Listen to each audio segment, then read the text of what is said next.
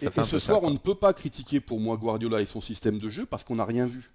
C'est-à-dire que autant on peut critiquer entre guillemets au match aller le manque d'efficacité pour qu'on n'arrive pas à transmettre lorsqu'on a une position de balle comme ça, une domination et qu'on n'arrive pas à le faire et qu'on peut, se faire des nœuds dans le cerveau, autant ce soir, je suis désolé, le Real est largement au-dessus. Je ne parle même pas des erreurs défensives sur les coups francs, les corners, voire sur le but de Ronaldo parce que ça passe quand même en dessous tout le mur. Polo, on ne peut pas critiquer, on ne va pas jouer sur les mots. Quand par exemple on analyse un match, à la fin d'un match, on peut quand même donner un avis et se poser des questions, et justement te poser des questions à toi qui connais mieux le Bayern que nous. Oui, mais je voudrais pas qu'on fasse un faux débat. La formule avec deux numéros 9, qui est une formule particulièrement délicate. Mais aujourd'hui, on peut dire qu'il y a un match entre Real et Bayern, il y a un match entre deux entraîneurs et deux staffs.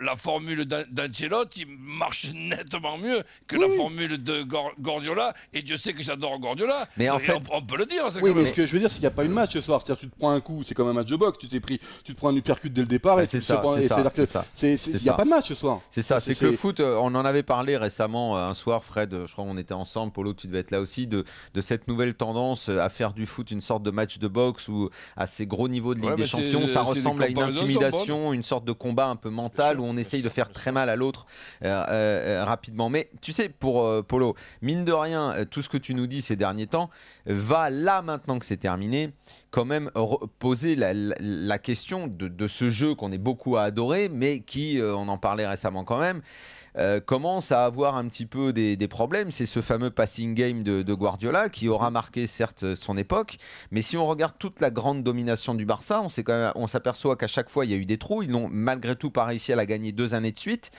qu'il fallait que ce soit rodé à la perfection, qu'il fallait que Messi soit parfait, que toute la bande soit au diapason, qu'il manque personne derrière, au milieu, machin, que quand ils avaient perdu contre l'Inter, c'est parce que Iniesta manquait ce jour-là, que contre le Chelsea Diding, c'était passé à la 92e.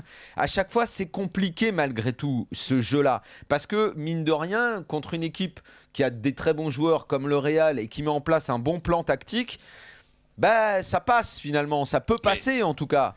Donc c'est toute cette réflexion sur le jeu qu'il faut reprendre maintenant.